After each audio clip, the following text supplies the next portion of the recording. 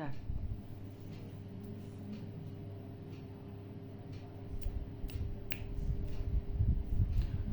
नमस्कार मित्रों, मैं डॉक्टर परमेश्वर अरोड़ा।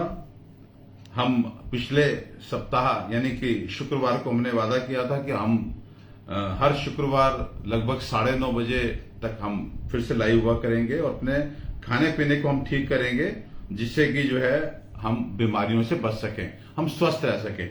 और इसमें हमने सबसे पहले बात करनी चाहिए थी कि हम पानी को अपना सही करते हैं। पानी के विषय में मैंने काफी वीडियो पिछले दिनों में जो है डाले हैं, तो बस अब फटाफट मैं आपको काम की बात बताता हूं कि हमें कितना पानी पीना चाहिए एक व्यक्ति को। तो पहले तो हमें यह जानना है कि पानी की मात्रा को हम किसी भी व्यक्ति के लिए फिक्स नहीं कर सकते, क्योंकि वो डिपेंड करते हैं कि आपका बॉडी टाइप क्या है। बॉडी टाइप का मतलब आपकी जो बेसिक नेचर है वो पित्त की है, कफ की है, वात की है, तो ये आपको डिसाइड करना है।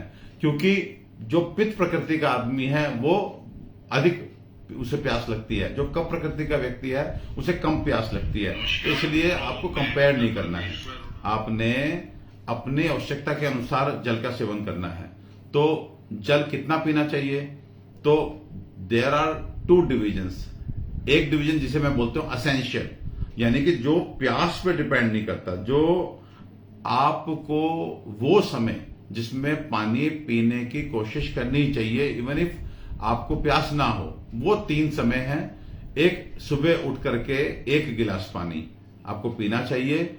रोग जरा परिमुक्तो जीवेद वत्सर शतम से अग्रम। अगर ऐसा पानी आप पीते हैं सुबह उठ करके तो आप रोगों से दूर होंगे, जल्दी से आपको बुढ़ापा नहीं आएगा। जीवेद वत्सर शतम से अग्रम, अब 100 वर्ष से अधिक भी आप जी सकते हैं। उसके बाद फिर दूसरा समय है भोजन के साथ। तो भोजन चाहे अमृतम वारी की, भोजन के साथ पिया गया जल अमृत के जैसा होता है। लेकिन कैसे पिया जाए? मुहुर मुहुर वारी पीबे तबूरी, यानी कि हर 2 बाइट के बाद 1 सिप पानी, हर 2 बाइट के बाद 1 सिप पानी अगर आप पीते हैं तो ये अमृत की तरह काम करेगा। तीसरी बात, आपने भोजन किया 1 बजे दोपहर में, तो आपको दिन के भोजन की बात कर रहा हूं, 2 बार 2-2 घंटे के अंतराल पे पानी जरूर पीना चाहिए, प्यास हो या ना हो। वो भी कैसे पीना है? सिप सिप करके, आधा गिलास पानी, लगभग 150 ml पानी, 3 बजे 5 बजे। अभी अब मोबाइल में अलार्म लगा के पीजिए। आप थोड़े दिन आपको अलार्म लगाना पड़ेगा, उसके बाद आपकी बायोलॉजिकल क्लॉक सेट हो जाएगी, आपको उसमें प्यास लगनी शुरू हो जाएगी। तो आप आधा गिलास पानी सिप सिप करके अगर पिएंगे तो किस लिए? यावत्य क्लेदि अंत्य अन्नम, जिससे जो पेट में आपके अन्न पहुंचा है वो गीला होकर पकता रहे। जितना अच्छा पकेगा उतना अच्छा पचेगा, जितना अच्छा पचेगा उतना हमको पोषण मिलेगा। तो इसलिए ये 3 समय जिन्हें हम बोलते हैं असेंशियल, सुबह उठ करके, नंबर 2 एक आधा गिलास पानी भोजन के साथ, नंबर 3 कम से कम 2 बार 2-2 घंटे के गैप पे भोजन के बाद। इसके बाद जब भी प्यास लगे, ध्यान रखिए, जब भी प्यास लगे आप पानी पी सकते हैं, लेकिन पानी पीने का तरीका आपका ऐसा होना चाहिए कि आपने आधा गिलास पानी लिया और उसे सिप सिप करके पीना है। क्योंकि आपको सदैव एक बात ध्यान रखनी है, एक बहुत टेक्निकल बात आपको बताना चाहता हूं। आप अगर वेजिटेरियन हैं तो आप, जैसे आपने अच्छे से चबा के खाना जो है वो मुंह से चबाया, दांतों से चबाया और अपने फूड पाइप को क्रॉस करके पेट में पहुंचा दिया, स्टमक में पहुंचा दिया। जो डाइजेशन है, प्रॉपर डाइजेशन जिसे बोलते हैं, जहां पे एंजाइमेटिक एक्शन होता है, जहां पे अग्नि की क्रिया होती है, वो क्रिया मेनली जो होती है मुख्यतः छोटी आंत में होती है।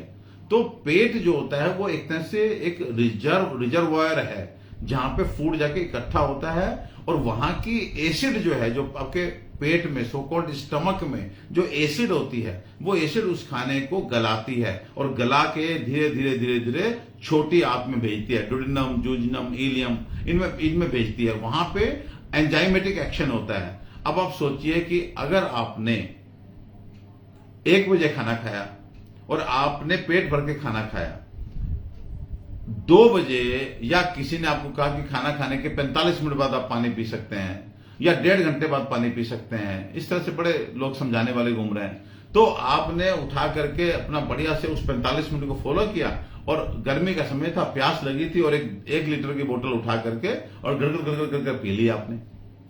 तो वो पानी जो है उसको जगह चाहिए, वो हवा नहीं है, वो पानी है, उसको जगह चाहिए। और आपके पेट की क्षमता जो है वो जितनी थी उतना आप भोजन से भर चुके हैं, और पहले 1 घंटे में भोजन जो है नीचे छोटी आंत में नहीं उतरा होता, वो अभी गल रहा होता है, और उस समय आपके द्वारा जो तेजी से पानी पिया गया, उस पानी के प्रभाव से वो भोजन के मोटे मोटे टुकड़े जो आपने चबाए नहीं है लेकिन पेट में पहुंच गए हैं, चबाए भी हैं तो अच्छे से नहीं चबाए, वो सब छोटी आंत में पहुंच जाते हैं।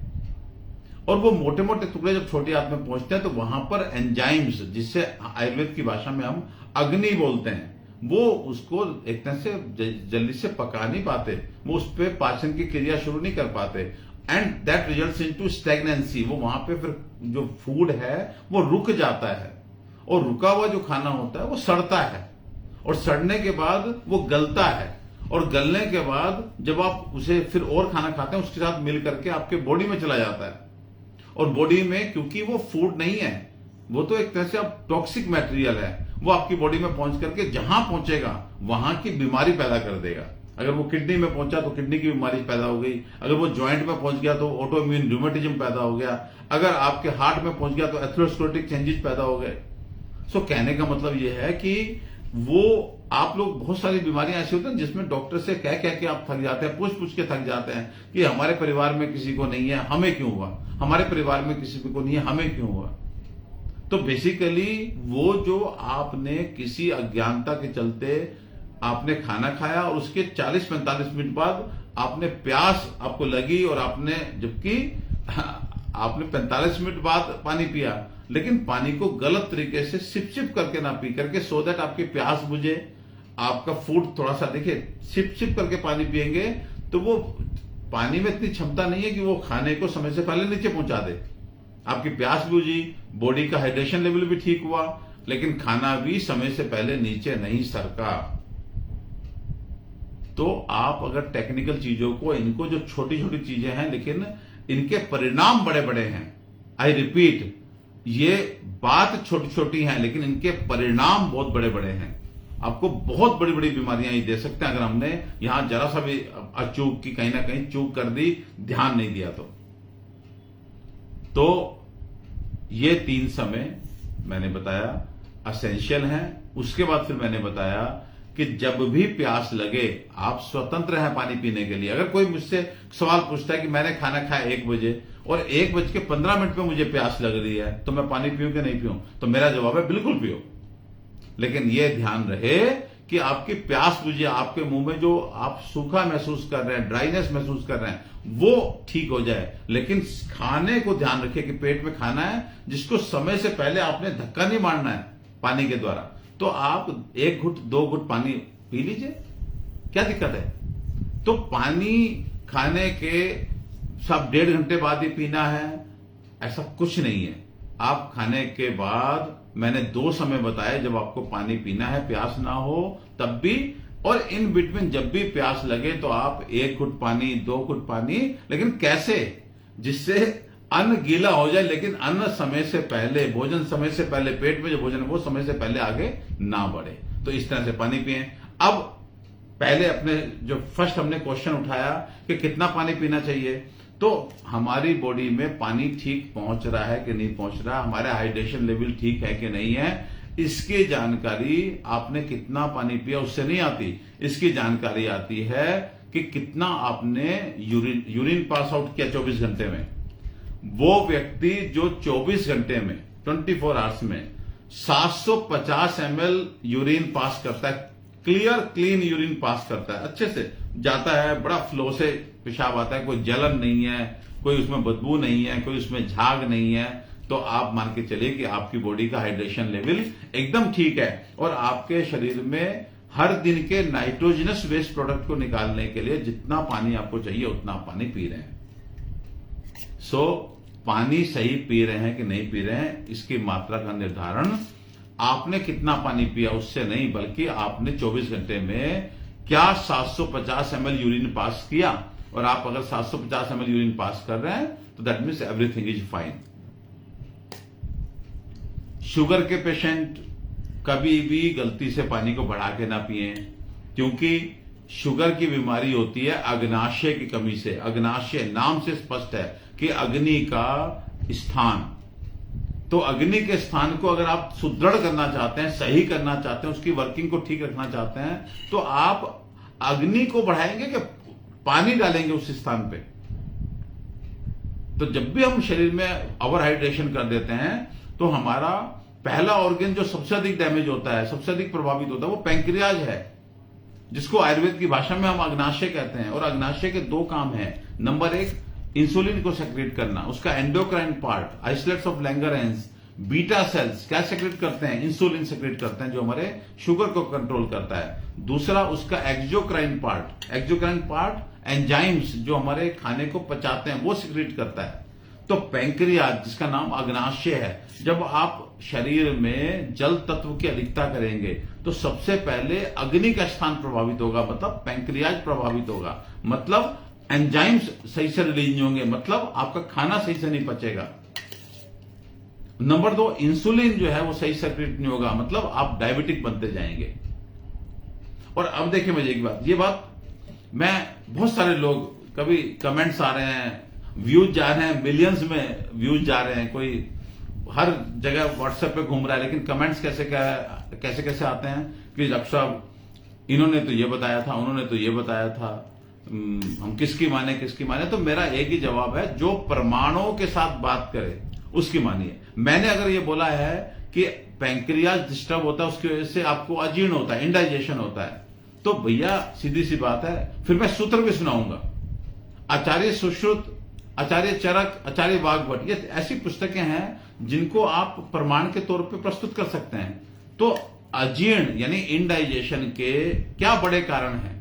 तो आचार्य सुश्रुत लिखते हैं अजीर्ण के, इंडाइजेशन के 4 बड़े कारण हैं। नंबर 1, अति अंबुपानाज।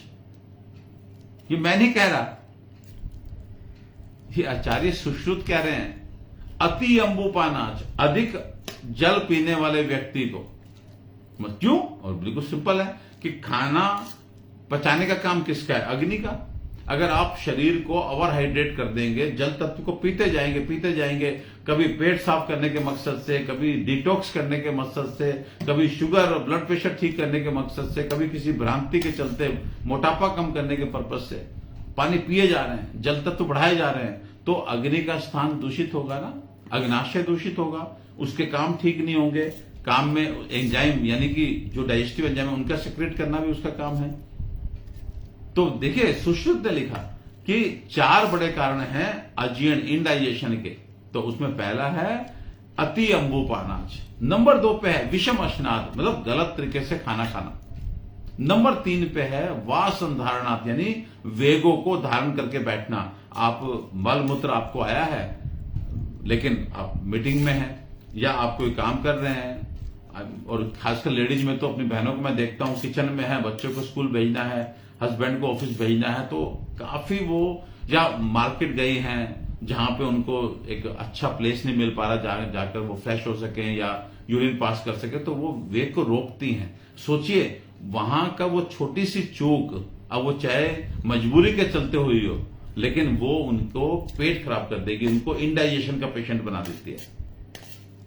नंबर 4 पे आता है स्वप्न विपर्यास। जो मेरे भाई, जो मेरे बच्चे आजकल रात में जग करके, और वो किसी भी काम के लिए, चाहे वो पढ़ने के नाम पे, चाहे वो जॉब के नाम पे, चाहे वो मस्ती के नाम पे, और दिन में सोते हैं, तो जिन्होंने सोने का समय पलट लिया है उनको अजीर्ण हो जाता है, उनको पेट तकलीफ हो जाती है, उनको डाइजेशन डिस्टर्ब हो जाता है। अब आप सोचिए कि 4 चीजें मैंने बताई हैं जो आचार्य सुश्रुत बोलते हैं कि अजीर्ण के 4 बड़े कारण क्या होते हैं। तो वो बोलते हैं अति अंबुपानाज, विषम अश्नाद, वासंधारणात्, स्वप्न विपर्यास, काले अपि सात्म्यम, लघु च अपि न पाकम भजते नरस्य। ऐसा व्यक्ति तो अगर जो है समय से भी खाए, मात्रा में भी खाए, तो भी शायद वो खाने को नहीं पचा पाएगा।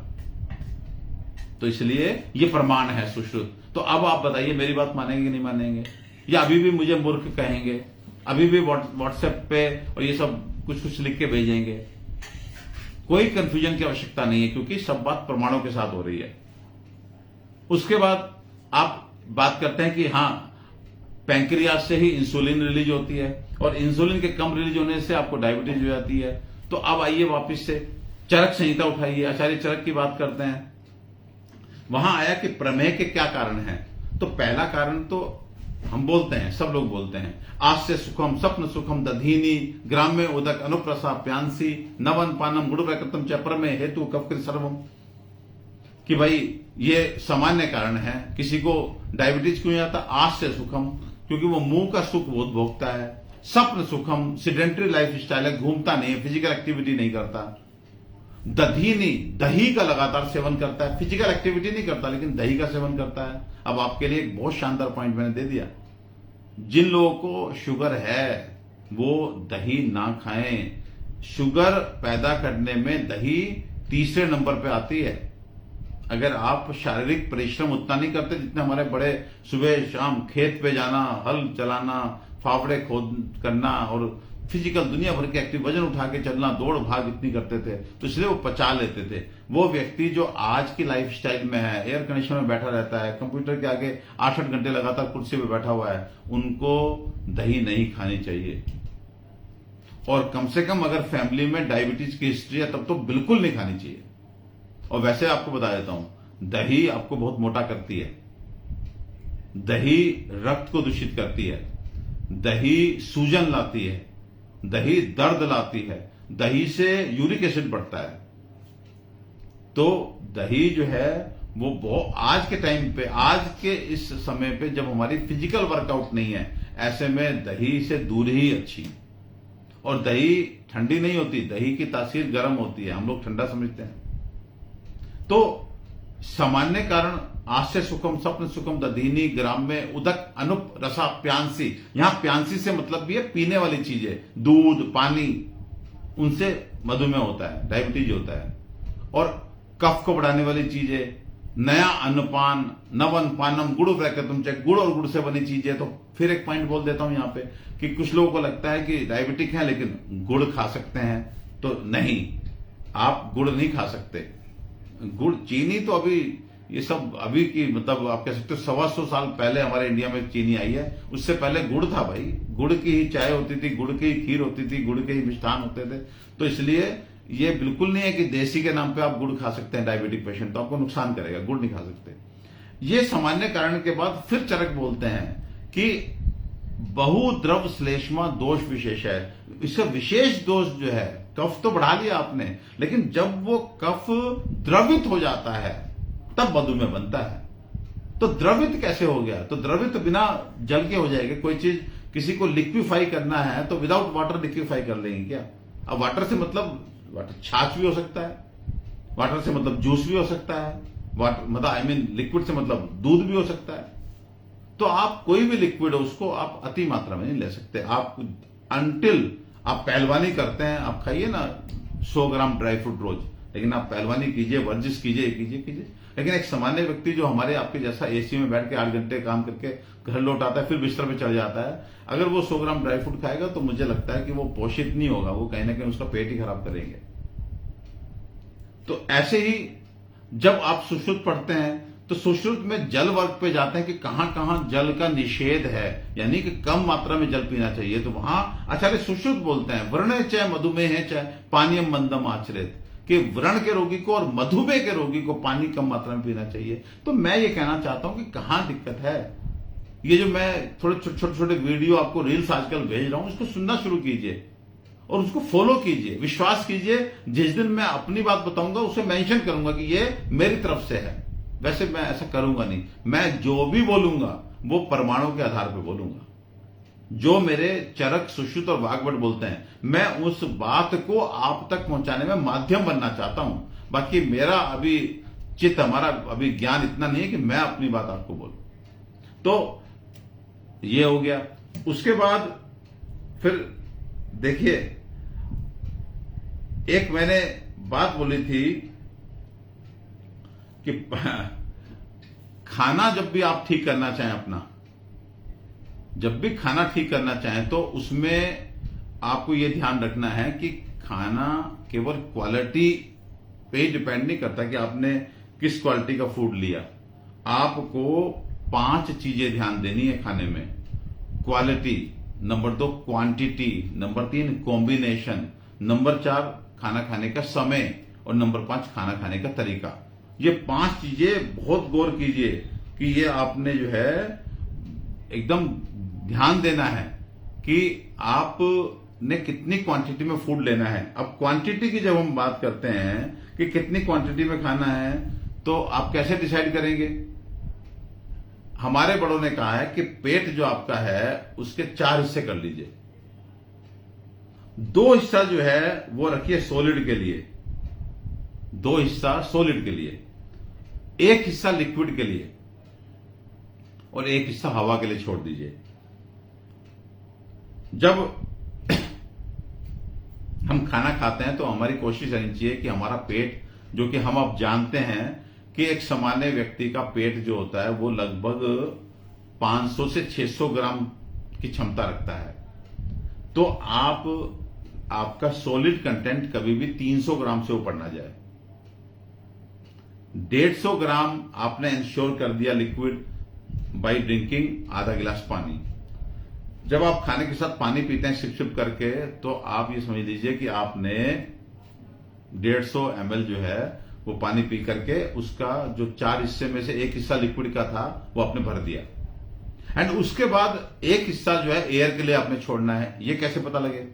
तो मैं सदैव एक बात बोलता हूं कि खाना खाते समय जब आपको यह एहसास हो कि अभी आप थोड़ा और खा सकते हैं और आप उस समय रोक दें, तो इसका मतलब आपने जो है वो एयर के लिए जगह छोड़ दी। तो इस तरह का डिवीजन पहले आपको दिमाग में आप डिवीजन करेंगे, 2 भाग 1 भाग कभी कर लीजिए ना। आप लोग तो बड़े प्रैक्टिकल करने वाले लोग हैं। आप 2-3 रोटी लीजिए, सब्जी की कटोरी लीजिए, आप थोड़ा सा सलाद रख लीजिए, तोल लीजिए, क्या दिक्कत है? आप देखेंगे कि एक व्यक्ति इन जनरल जब किसी रेस्टोरेंट में जाता है और एक थाली को ऑर्डर करता है, तो जानते हैं उस थाली का वेट कितना होता है? जो डिलक्स थाली आती है और जिसे हम युवा ही खा सकते हैं, महिलाएं नहीं जल्दी से ऑर्डर देती हैं, बच्चे नहीं ऑर्डर देते हैं, बुजुर्ग नहीं ऑर्डर देते हैं, वो थाली का वजन 400 से 500 ग्राम के बीच में होता है और वो खा करके बोलते हैं कि हमने पूरा पेट भर गया।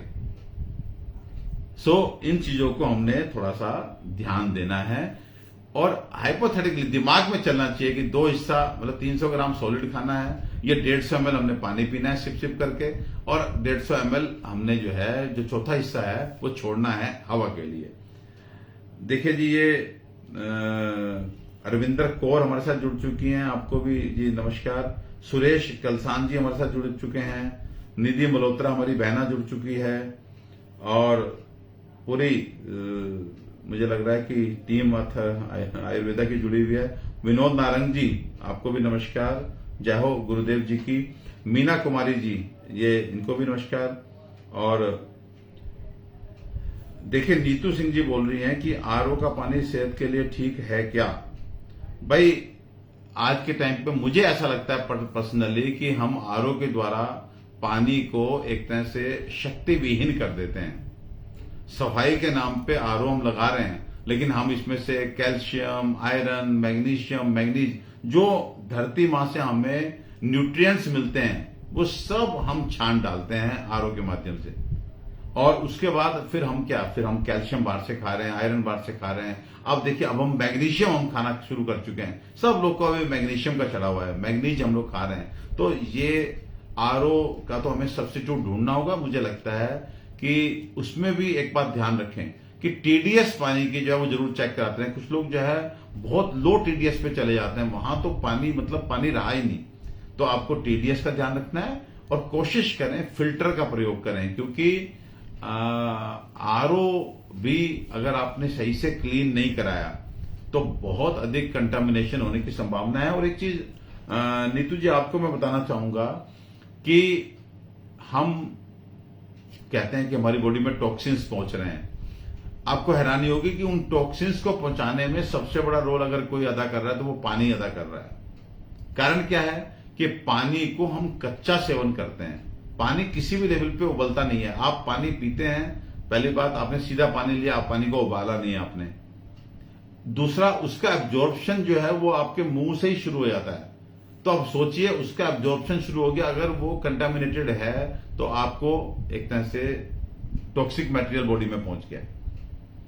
जबकि खाने की चीजें हम देखते हैं, हमने सब्जी है हमने बाहर भी पकाई, तो पकाना जब बॉयल हो गया अच्छे से तो 90% मैं कहता हूं 99% जो है उसमें जो भी कंटामिनेशन था एक बार अग्नि के साथ वो संपर्क में आके खूब बढ़िया से कोई चीज उबल जाती है तो 99% शुद्धि हो जाती है, प्यूरिफिकेशन हो जाता है। उसके बाद वो पेट में जाने के बाद वो मुंह से नहीं अब्जॉर्ब होती, वो पेट में जाती है, वहां पे दूसरी पाक की क्रिया होती है, फिर वहां जठराग्नि उसको पकाती है। जो आपने एक तरह से पकाने का मतलब अगर आप ध्यान दें मेरे शब्दों पे, तो आपको राजमा खानी है तो आप पकाते हैं, तो क्या करते हैं पकाने का मतलब, आप उसे गलाते हैं, फिर जो गली हुई राजमा होते हैं उसको आपका बॉडी एक्सेप्ट करता है, आपका मुंह एक्सेप्ट करता है, फिर वो आपके पेट में पहुंचती है। कच्ची राजमा आप नहीं खा पाएंगे। आपको चावल खाने हैं तो आप चावल क्या कर रहे हैं, आप चावल को गला रहे हैं। आपको आलू खाने हैं तो आप आलू क्या कर रहे हैं, आलू को गला रहे हैं। तो बेसिकली पहली क्रिया अग्नि की जो है वो भी गला रही है, जब वो गल जाते हैं तो हम उसे खा लेते हैं, हमारा बॉडी ले लेता है। अब हम उसे क्या करते हैं, उसे एकदम मैश करके आलू को बिल्कुल पीस के हम पहुंचाते हैं पेट में।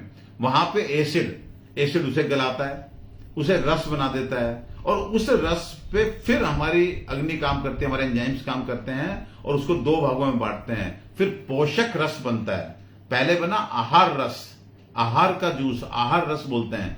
आहार रस जब पक जाता है तो एक तरफ बनता है पोषक रस जो शरीर के अंदर जाता है, फिर वो धातु बनाता है, रस, रक्त, मांस, मेद, अस्थि, मज्जा, शुक्र, और एक उसका भाग जो बचा है वो किट मल बन करके आगे आंत में बढ़ जाता है और बड़ी आंत में पहुंच करके फिर रेक्टम, एनस और बाहर निकल जाता है।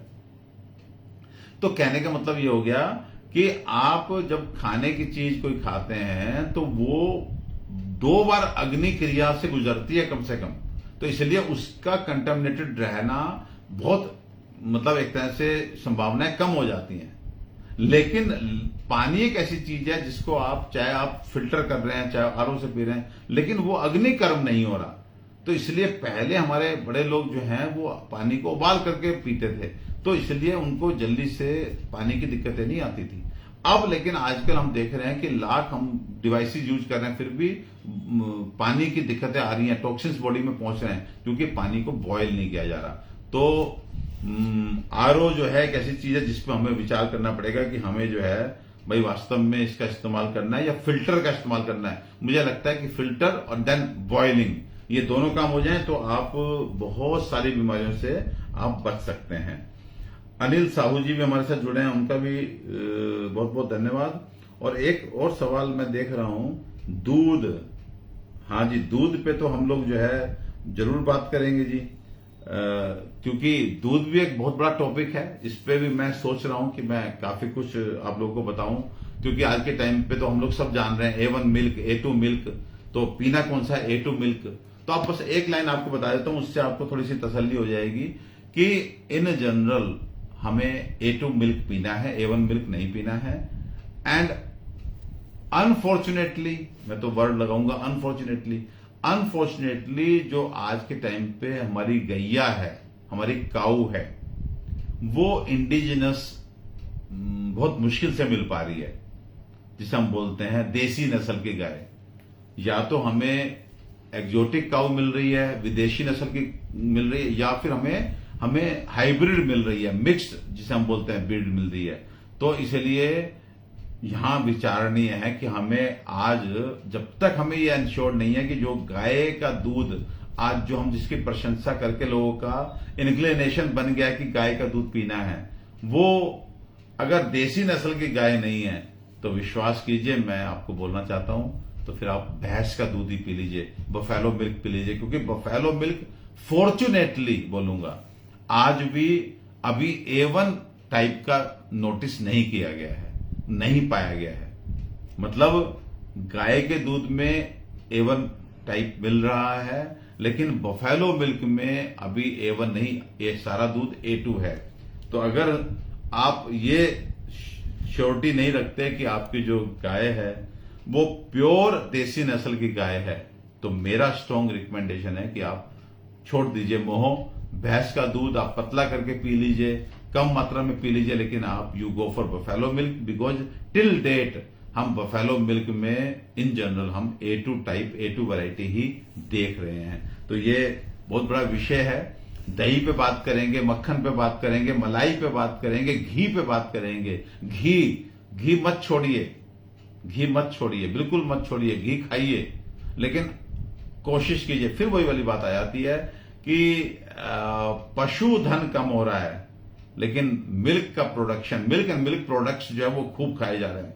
आज अपने शहर में आप किसी भी डेयरी वाले को कहिए कल मुझको 500 किलो 400 किलो पनीर चाहिए, 1000 किलो पनीर चाहिए, तो आपको सब तरफ यस है। अरे भाई, कौन सी गाय कौन सी भैंस ओवरनाइट आपने पैदा कर दी, कितना दूध ले आए जो 500 किलो 400 किलो 1000 किलो पनीर रोज आप जितना मर्जी लीजिए, दूध मंगाइए आप। गर्मियों के सीजन में जब याद कीजिए, पहले हर घर में गाय भैंस खड़ी होती थी, उसके बावजूद भी गर्मियों में दूध की कमी हो जाती थी, पॉपुलेशन भी कम थी। आज हमारा जो पशुधन है, हमारी गैया हमारी बफेलो सब कम होती जा रही हैं, पॉपुलेशन बढ़ती जा रही है। गर्मी में भी खूब दूध और खूब दूध उत्पाद जितना मर्जी लीजिए, हर दिन पनीर खाइए, हर दिन मक्खन खाइए, हर दिन दही लीजिए, जितना मर्जी मिठाई लीजिए, जितनी मर्जी दूध की आइसक्रीम लीजिए, जो मर्जी क्रीम लीजिए। कहां से आ रहा है दूध? तो हमें बस ये इंश्योर करना है कि हमें घी तो खाना है। अनफॉर्चुनेटली घी वास्तव में घी है भी कि नहीं, ये भी हमको अब थोड़ा विचार करना होगा, इस तरफ भी थोड़ी चिंता करनी होगी, क्योंकि घी हमारे सीधे सीधे जाके ब्रेन को नरिश करता है, हमारे दिमाग को ताकत देता है। या तो आप घी खाइए या फिर मेरा सुप्रज्ञा पीजिए, सुप्रज्ञा अर्क एंड सुप्रज्ञा कैप्सूल। दिमाग को तो चाहिए, क्योंकि आज के टाइम पे मैं सदैव बोलता हूं कि हमारी जो एक्टिविटी है वो फिजिकल से मेंटल हो चुकी है, लेकिन आज भी हमारी खुराक जो है उसमें वो हर्ब्स शामिल नहीं हुई जो जाके ब्रेन को नरिश करती हैं। आज भी हम वही दूध, वही एक तरह से मक्खन, वही रोटी, वही चावल, वही दाल, वही सब्जी, ये चीजें आपको पोषित करती हैं। ऐसा नहीं है कि brain is also part of body, तो वो भी पोषित होता है, लेकिन व्हेन आप किसी एक अंग को बहुत इस्तेमाल करते हैं तो आपको उसके स्पेसिफिक डाइट लेनी होती है। ये दूध घी मक्खन असली निकाल करके कौन खाता है? पहलवान, क्योंकि उसे मसल्स बनानी है, रोज उसको पहलवानी करनी है, उसकी मसल टीयर, उसे प्रोटीन चाहिए। जिम में बच्चे जा रहे हैं, वो भी कहते हैं हम सब इतना वेट लिफ्टिंग करते हैं, इतना हम पुशअप करते हैं, हमको प्रोटीन चाहिए। तो वो दे आर अवेयर कि उनको वो बहुत अधिक मसल एक्टिविटी कर रहे हैं, तो मसल्स टीयर हो रही है, मसल टूट फूट हो रही है, डीजनरेट हो रही है, तो इसलिए उनको प्रोटीन चाहिए उसको रिपेयर करने के लिए। सो सेम वे जब बच्चे ये बात जान रहे हैं जिम में जाने वाले कि उनको प्रोटीन चाहिए, अगर मैं इन जनरल बहुत अधिक खाने का आदी हूं तो मुझे ध्यान रखना है कि मुझे लीवर अच्छा रखना है अपना, तो कुटकी, कालमेघ, कासनी, चिरायता, ये सब मैं खाऊंगा।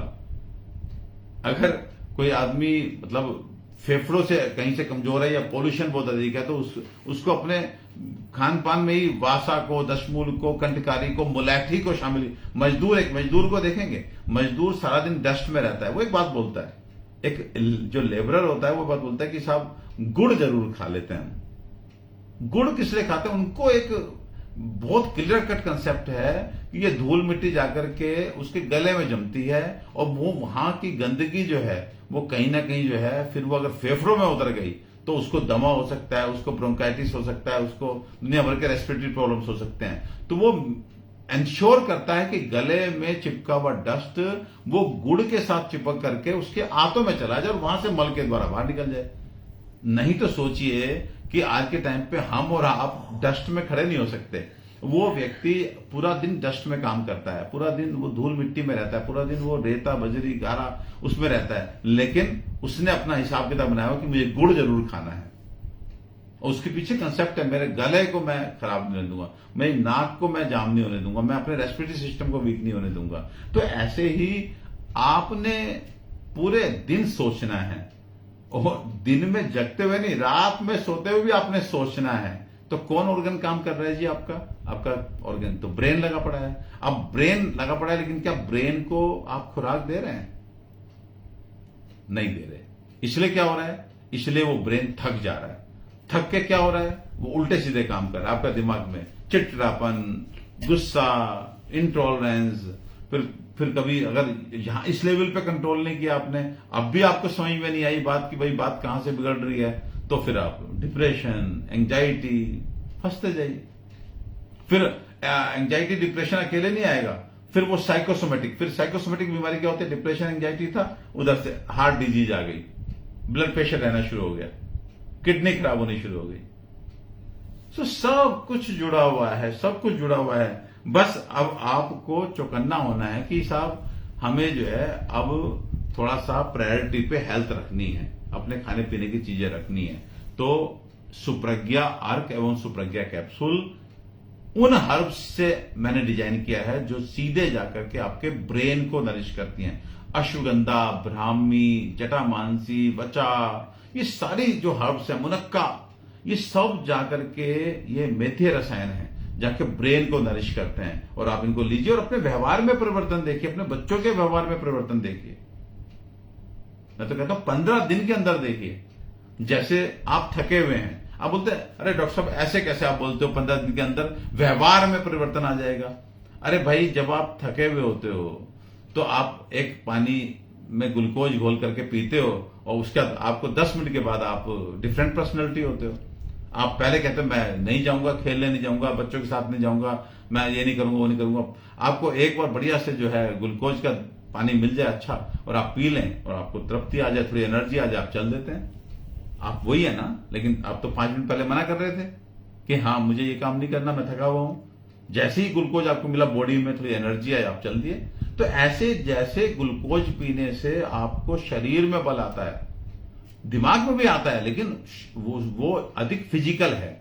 ऐसे ही जब आप अर्क पीते हैं, ये अर्क पानी से भी पतला होता है, जीभ पे जैसी आप पीते हैं उसी समय वो एब्जॉर्ब होता है और जाकर के सीधे ब्रेन को नरिश करता है। ऐसा नहीं है कि अश्वगंधा शरीर को पोषित नहीं करता, या ब्राह्मी, जटामांसी, मुनक्का शरीर को पोषित करते हैं, लेकिन प्राइमरीली ब्रेन को करते हैं, सेकेंडली फिजिकल। ऐसे ही और जो चीजें, सब्जियां हैं, दाल हैं, ये सब पहले प्राइमरीली फिजिकल, फिर ब्रेन को।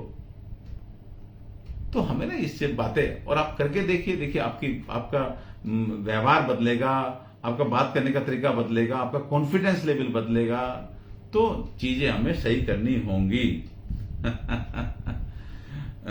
देखिए नीलम अशोक भारद्वाज जी नमस्ते लिख रही हैं, आपको नमस्ते। Pramod Kumar ji, hello sir, you are a great person. अरे Pramod ji, thank you very much for the words of appreciation.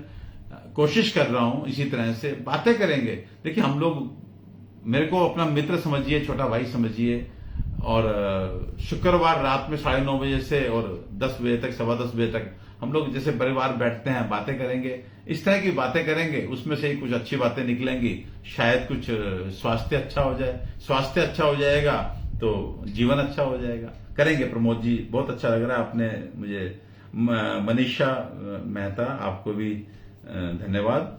और ये सुभाष राय जी क्या लिखते हैं जी, अच्छा गुड नाइट लिख रहे हैं। ये देखो अंग्रेजी है, अब गुड नाइट का मतलब अब आप ये मेरे को आप सुनना छोड़ करके सोने जा रहे हैं, इसलिए गुड नाइट बोल रहे हैं कि अब रात हो गई और आपको मुझे संबोधित करना है, मुझे विश करना है, तो इसलिए गुड नाइट। नमस्ते लिखा कीजिए, राम राम लिखा कीजिए, जय माता दी लिखा कीजिए।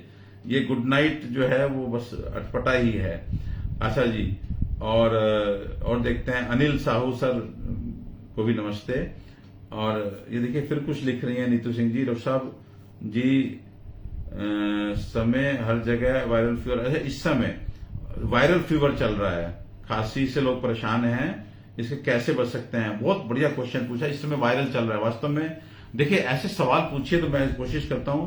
देखिए 3 चीजें जो है मैं सदैव बोलता हूं एंटीवायरल, बहुत पोटेंट एंटीवायरल हैं। उसमें आपका बेल पत्र, जो भगवान शिव पे हम चाहते हैं, सब जगह मिल जाता है बेल पत्र।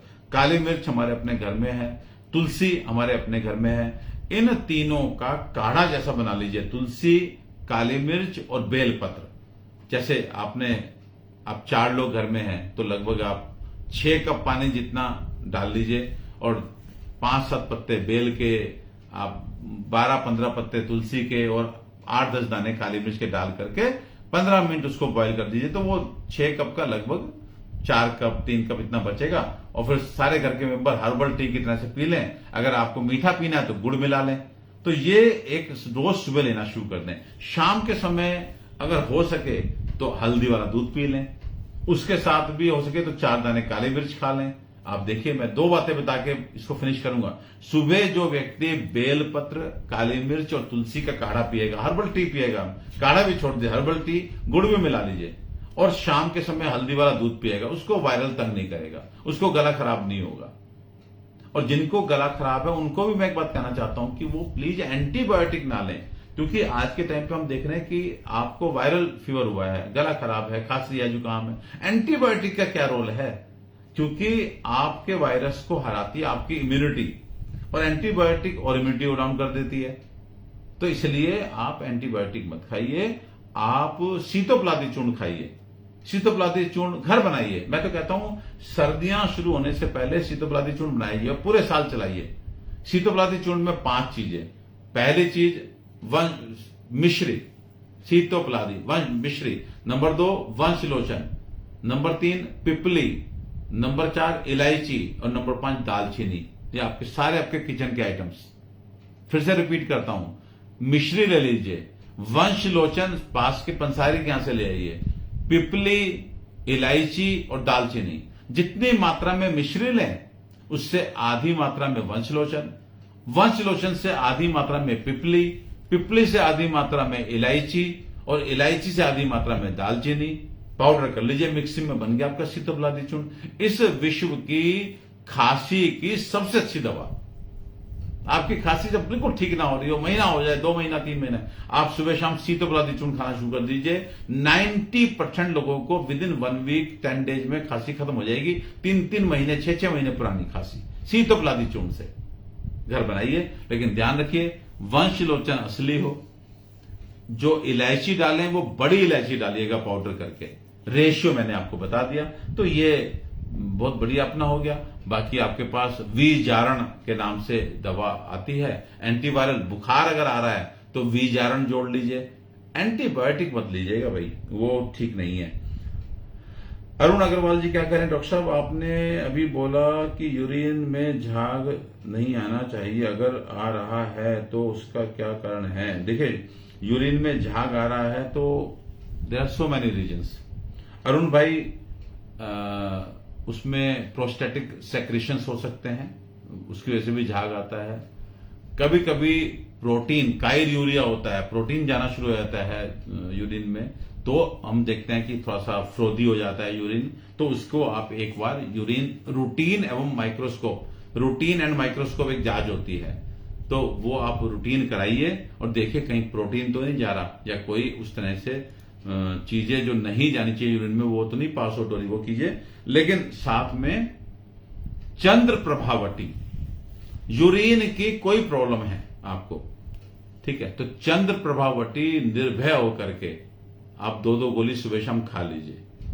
चाहे आप डायबिटिक हैं, चाहे आप ब्लड प्रेशर के पेशेंट हैं, चाहे आपको कोई तकलीफ है, तब भी चंद्र प्रभावटी। देखो, कहने को तो मैं भी कह रहा हूं कि चिकित्सक की सलाह से खाएं, लेकिन सच्ची बात यह है कि ये किसी को कभी तंग नहीं करती। पूछ लीजिए डॉक्टर से। लेकिन चंद्र प्रभावटी जो, मैं डॉक्टर ही हूं, मैं आपको बता रहा हूं, मैं आपको डॉक्टर ही तो बता रहा हूं ना कि चंद्र प्रभावटी आप ले सकते हैं 2-2 गोली। अगर आपको फ्रोदी यूरिन हो रहा है, फोमी यूरिन हो रहा है, झाग जैसा जा रहा है, आप लीजिए और एक यूरिन की जांच करा लीजिए, रूटीन एंड माइक्रोस्कोप की, फिर बताइएगा हमें। चंद्र प्रभावटी 2 सुबह शाम। सीमा सिंह जी को नमस्ते। और अनिल साहू जी क्या कह रहे हैं, सर जी प्रणाम, पेट में बहुत ड्यूटी रहती है, गैस, कब्ज, हल्का जलन, कुछ उपाय? देखो, पेट में शायद कुछ बहुत एसिडिटी लिखना चाहते होंगे, एसिडिटी रहती है, तो एसिडिटी के लिए बहुत अच्छा है कि आप एक बार हमारा एसिनो अर्क और एसिनो कैप्सूल आप ट्राई कीजिए। आप पहली बात तो आप अपना खाना पीना ठीक कीजिए, पानी जैसे मैंने बताया वैसे पीजिए, तो ईश्वर करे आपको दवाई की आवश्यकता ना पड़े। लेकिन जो लोग, अब ये क्वेश्चन आया तो इसलिए बोल रहा हूं, जो लोग सालों से सुबह खाली पेट अपनी गैस, एसिडिटी के नाम पे टैबलेट या कैप्सूल खाए जा रहे हैं, वो प्लीज एसिनो अर्क और एसिनो कैप्सूल को खाइए। 3 महीने में सालों की, 10-10 साल की एंटासिड हमने छुड़वाई है, और ये बिल्कुल सेफ। एसिनो अर्क क्या है? सौंफ, पुदीना, अजवाइन, जीरा, बड़ी इलायची, बन गया अर्क, एसिनो अर्क। एसिनो कैप्सूल में क्या है? आपका शंख जो आप बजाते हैं उसकी भस्म, प्रवाल पिष्टी, कपर्दी का भस्म, कोड़ी की भस्म, यानी सारे कैल्शियम सप्लीमेंट वो आपके पड़े हैं एसिनो कैप्सूल में। तो आपके लिए कैल्शियम भी हो गया। बॉडी को आज के टाइम पे हम लोग सब एल्केलाइन रखना चाहते हैं, वो एल्कलाइजर की तरह काम भी करेगा और आपका एंटासिड भी हो गया। तो ऐसी आयुर्वेद में साइड बेनिफिट्स मिलेंगे आपको, जबकि केमिकल मेडिसिन में साइड इफेक्ट्स होते हैं। यहां पे साइड बेनिफिट, आप दवाई ले रहे हैं एसिडिटी के नाम पे, लेकिन आपके बॉडी में कैल्शियम सप्लीमेंट पहुंच गया, आपकी बॉडी एल्केलाइन होगी, मतलब कोई बीमारी पास से नहीं आएगी। तो एसिनो अर्क, एसिनो कैप्सूल आप लीजिए और बाकी खाने को आप आराम आराम से खाइए, समय से खाइए। कौन सी दो चीजें एक साथ खा सकते हैं, कौन सी दो चीजें एक साथ नहीं खा सकते, ऐसी बातचीत में मैं बताता रहूंगा। ये एक दिन का विषय नहीं है। मैंने बताया ना, हर शुक्रवार को, हर फ्राइडे को मेरी कोशिश रहेगी, मैं आपके साथ एक परिवार की तरह हम इसी तरह की स्वास्थ्य रिलेटेड बातें करने के लिए आधा घंटा पौना घंटा बैठा करेंगे। अंजू ठाकुर जी क्या बोलते हैं, देखते हैं भाई। सर जी, क्या आईबीएस जड़ से खत्म हो सकता है? मेरी बहना 100% आईबीएस, इरिटेबल बोवेल सिंड्रोम को हम 100% ठीक कर सकते हैं, लेकिन एक कंडीशन चाहिए, एक मुझे फेवर चाहिए, पेशेंट को पेशेंस रखना होगा। आईबीएस के पेशेंट को पेशेंस रखना होगा। मैं ठीक करने की पूरी जिम्मेदारी लेता हूं, क्योंकि आपका आईबीएस का कारण एट टाइम्स खाना आपका बिल्कुल बढ़िया, लेकिन आपको स्ट्रेस जो रहने लगा वो आईबीएस का एकमात्र कारण हो सकता है। कुछ नहीं, बस केवल stress, because IBS is a psychosomatic problem. आपके स्ट्रेस का कोज, स्ट्रेस का सोर्स आपसे दूर ही नहीं हो रहा है, वो आपके सामने है। तब बताइए मैं क्या करूंगा? मैं तो केवल हर 15 दिन पे, महीने पे टेलीफोनिक कंसल्टेशन हमारी होगी। मैं 5 मिनट समझाऊंगा, जीवन जीने की कला सिखाऊंगा, कैसे उस चीज को भी अब डिसलाइकिंग से लाइकिंग में लाना है जो आपको नहीं भाती, ये सब बता सकता हूं। तो धीरे धीरे ठीक होंगे। मुझे नहीं पता आप कितना भरे हुए अंदर से, नेगेटिविटी से, नकारात्मक भाव से, ईर्ष्या से, या कितना आपके साथ गलत हुआ है। बहुत सारी चीजें ऐसी होंगी जो आपके साथ गलत हुई हैं, आप बर्दाश्त नहीं कर पा रहे, कुछ कर भी नहीं पा रहे। So life is very different. और आईबीएस अनफॉर्चुनेटली वो बीमारी है जो पूरी तरह से साइकोसोमेटिक है। आपको टेंशन होती है, वो बढ़ जाती है। तो इसलिए अगर आप अच्छी अच्छी बातें करेंगे, हर फ्राइडे इस प्रोग्राम के साथ जुड़ेंगे। अभी देखिए क्या क्या करते हैं, हो सकता है इसी प्रोग्राम में हम एक भजन भी बोला करें, देखते हैं क्या ईश्वर कराएगा। लेकिन अब इस परिवार की तरह से हम जो है शाम को बैठा जरूर करेंगे। ये मैंने अपने मन में प्रण लिया। देखिए ईश्वर और आप लोगों के आशीर्वाद से पूरा हो, अच्छी बात है। और ये सुधांशु सिंह जी कुछ पुष्प गुच्छ मुझे दे रहे हैं। सुधांशु भाई आपको बहुत बहुत धन्यवाद। और विशाल जायसवाल क्या लिखते हैं, सर मैं डिप्रेस माइंड के लिए एलोपैथी मेडिसिन इनहेल करना या नहीं? अब कुछ डिप्रेशन की बात कर रहे हैं तो भाई जायसवाल साहब, मेरा स्ट्रॉन्ग रिकमेंडेशन है कि डिप्रेशन, एंजाइटी को केमिकल मेडिसिन से दवाइए नहीं, बल्कि अपने दिमाग को ताकत दीजिए, सो दैट वो डिप्रेशन, एंजाइटी से बाहर आए। हमें आपको सुलाना नहीं है, हमें आपको उठाना है, हमें आप में चेतना डालनी है। आप सुप्रज्ञा का सेवन कीजिए, सुप्रज्ञा अर्क, सुप्रज्ञा कैप्सूल हमारी टीम से बात करके मंगा लीजिए और देखिए आपको कुछ ही दिनों में अंतर दिखना शुरू हो जाएगा। प्रेमलता सिंह, या ये अच्छा है ना, देखो प्रेमलता ने बोला राम राम जी, तो मेरी तरफ से भी प्रेमलता आपको राम राम। और जी मीना जी क्या लिखते हैं, राम राम, देखो कितना अच्छा है, अब सही लग रहा है। अंजू ठाकुर जी नमस्ते सर जी, नमस्ते मेरी तरफ से। कुमार मदान नमस्ते जी। मेरी वाइफ को एंजाइटी की प्रॉब्लम है, मेरे भाई विश्वास करके सुप्रज्ञा अर्क और सुप्रज्ञा कैप्सूल शुरू कराओ। अगर बात ना बने तो एक बार मुझसे ऑनलाइन कंसल्टेशन फिक्स कराओ, बहुत छोटी सी फीस लेता हूं, बात करेंगे, समझेंगे कि क्या दिक्कत है, उस समस्या का समाधान करेंगे, उस कारण का निवारण करेंगे। केवल किसी को केमिकल दे दे के सुला के रखना ठीक नहीं है। और अरुण सिन्हा जी लिखते हैं, जय श्री कृष्णा, कृपया ब्रोंकाइटिस का उपचार। देखिए ब्रोंकाइटिस अब अरुण सिन्हा जी, मैं जो पहचान पा रहा हूं, वैसे मेरी टीम देखती है फेसबुक के सारे कमेंट्स को, लेकिन मैं भी एक बार स्क्रॉल करता हूं तो अरुण भाई सदैव मुझे लगता है कि मुझे आशीर्वाद देते हैं मेरी हर पोस्ट पे। पहले तो मैं अरुण भाई आपके लिए प्रार्थना करता हूं, क्योंकि हम लोगों को जब तारीफ मिलती है तो आगे कुछ करने का वास्तव में मन बनता है कि लोग शाबाशी दे रहे हैं, लोग थैंक यू बोल रहे हैं, लोग लाइक कर रहे हैं, तो फिर एक मन बढ़ता है हमारा। तो इसलिए कभी भी लाइफ में वो कोई भी व्यक्ति जो कुछ आपको दे रहा है, थैंक यू बोलने में देर मत लगाइएगा, थैंक यू बढ़ा के बोलिए, सो दैट वो जो समाज सोशल वर्कर समाज सेवी है वो अपनी सेवा को जारी रख सके। उसे वही चाहिए होता है, उसकी फीस वही होती है कि लोग उसे कहें आप बहुत अच्छा कर रहे हैं, आप बहुत अच्छा कर रहे हैं। तो मैं अरुण जी आपको नतमस्तक होकर इसके लिए धन्यवाद करता हूं कि सदैव आप मुझे उत्साहित करते हैं अच्छा काम करने के लिए। बाकी आपने कहा ब्रोंकाइटिस, तो बताना चाहूंगा bronchitis in about 90% conditions allergic in nature होती है। Allergic bronchitis is very very common.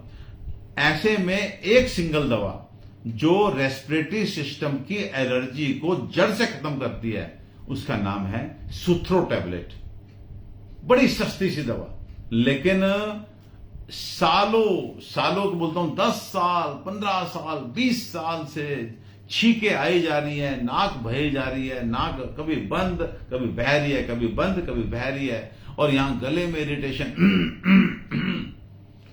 Chest में जब देखो अपर रेस्पिरेटरी ट्रैक्ट इन्फेक्शंस, ये सब चलता है। सुथ्रो टैबलेट 2 सुबह 2 शाम चूसना शुरू कीजिए हर दिन। आज ही एक हमारे बड़े प्रिय हमारे भाई हैं गुलाटी साहब, कई महीनों बाद आज उनसे बात हुई तो उन्होंने कहा कि डॉक्टर साहब एक टेस्टिमोनियल आपका दिखा था सुथ्रो, और देखो उन्होंने एक बात मेंशन की, मैं आपसे बताना चाहता हूं, आज की बात है। उन्होंने कहा कि डॉक्टर साहब मेरे घर में मेरी बेटी डॉक्टर, मेरा बेटा डॉक्टर, मेरा भाई डॉक्टर, मेरा ये डॉक्टर, पूरी फैमिली एलोपैथिक डॉक्टर्स की, गला नहीं ठीक हो रहा था मेरा और गले में खराश बनी हुई थी, लेकिन डॉक्टर साहब आपकी सुथ्रो टैबलेट मैंने मंगा ली, और ये भी मेंशन किया कि आपके क्लिनिक से मंगाई, आपसे मिले हुए नहीं, फिर ये भी बताया कि मैं उनका बड़ा भाई हूं डॉक्टर साहब का और बड़ा मुझे मान देते हैं, तो उन्होंने उसी तरह से मान से उनको दवाई भी दी और कहा कि डॉक्टर साहब मैं आपकी सुथ्रो चूसी है और जबरदस्त, और उसके बाद मैंने उसको कई लोगों को दे चुका हूं मंगा के, और सब लोग खुश हैं। तो एलर्जी को यदि दूर करना है तो सुथ्रो अगेन मेरा अपना एक रिसर्च प्रोडक्ट जो मुझे बहुत खुशी देता है, लोगों को ठीक जब होके आते हैं, अद्भुत। मैं एक टेस्टिमोनियल कल ही आप लोगों के साथ शेयर करूंगा जिसमें एक व्यक्ति आज मुझे बोल के गया, आज उनका नाम पवन था, शाम की ओपीडी में अपनी धर्मपत्नी को दिखाने आए थे। उन्होंने जिक्र किया कि डॉक्टर साहब 3 साल पहले मैंने आपसे ट्रीटमेंट कराया था अपने नजले के लिए। मैं कहा क्या होता था भैया आपको?